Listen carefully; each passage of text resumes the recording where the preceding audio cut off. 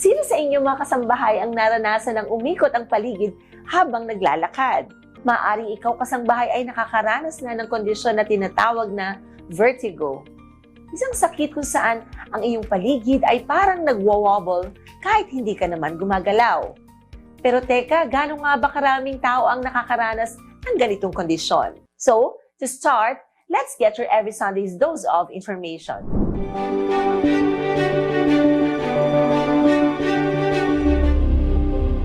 Isa sa pinakakaraniwang reklamo ng mga may katandaan na sa buhay ay ang pagkahilo o vertigo. Katunayan, ayon sa mga pag-aaral, nasa 20% hanggang 30% ng mga tao, lalo na ang mga senior, ang nakakaranas ng vertigo.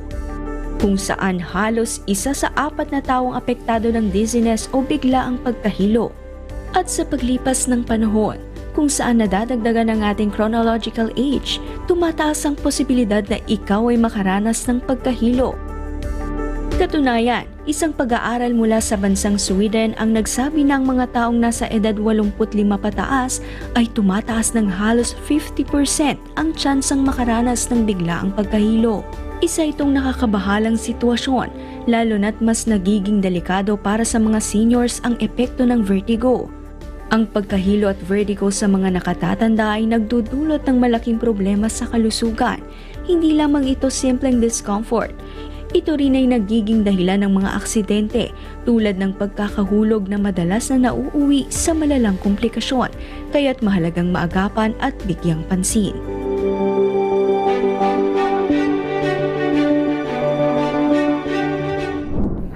Sa karagdagang impormasyon ukol sa vertigo, we have a special guest today. He's an expert in diagnosing and treating conditions that affect the ear, the nose, and the throat. Please welcome our esteemed guest, Dr. Gerard Lapina, an otorhinolaryngologist from Makati Medical Center. Hi, it's very nice to be here again and to talk once again about ear conditions. Thank you for Sarah for the invite. Yeah, of course. And we're excited to learn from you again today. Okay, and eto doktor, ano ba yung vertigo? Kasi ang dami din nagko-complain ito di ba? Very common also. Ang isang common misconception ay ang iniisip ng tao ay vertigo ay sakit. Ang vertigo, if you define it, ang vertigo is a symptom. Mm-hmm. So the formal definition of vertigo, it's illusory sensation, meaning pakiramdam ng isang pasyente or isang tao na umiikot siya or gumagalaw yung paligid. Pero hindi naman actually. Actually, it's just the signals from the ear or the brain telling you that gumagalaw yung paligid. Kasi di ba may iba nagko-complain din ng pagkahilo kasama nito, itong ganitong pakiramdam. And maliban sa pagkahilo, ano-ano po ba yung mga iba't iba pang sintomas that come with vertigo? In some patients, ang nangyayari, because it's the hearing apparatus and the balance apparatus, magkadikit yan sa loob. So in some patients, they would also complain of hearing loss.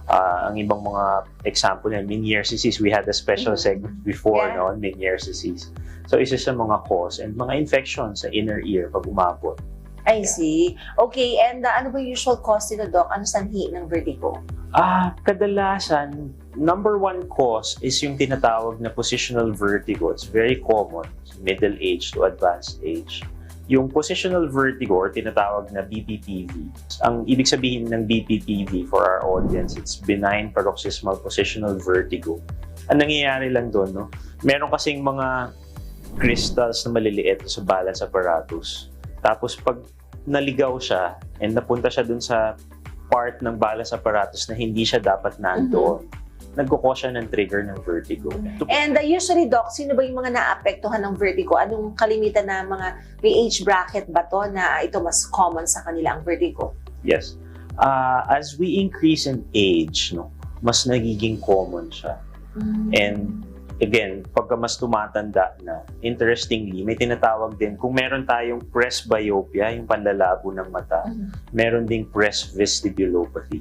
So, mas humihina din. So, para din siyang eyesight natin as we age. Merong mga pasyente na humihina din. So, making it more common among older individuals. Yes. Okay, so kawawa naman, nadagdagan na naman yung mga sakit nila lolo-lola. Okay, and between sa gender, so male and female, So far, according to literature, it's 50-50. same Meron lang. slight female preponderance, but I don't think it's significant. I see. And paano po nakakaapekto ang vertigo sa araw-araw na buhay, pamumuhay ng isang pasyenteng meron nito?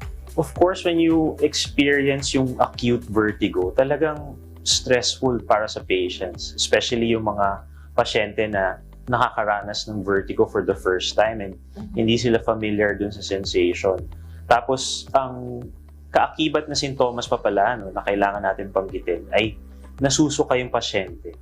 So, this is because yung balance system natin and yung vomiting center sa brain ay magkatabi. So, pag na-stimulate, so mataas yung chance na nasusuka, meron silang feeling of vomiting and nasusuka.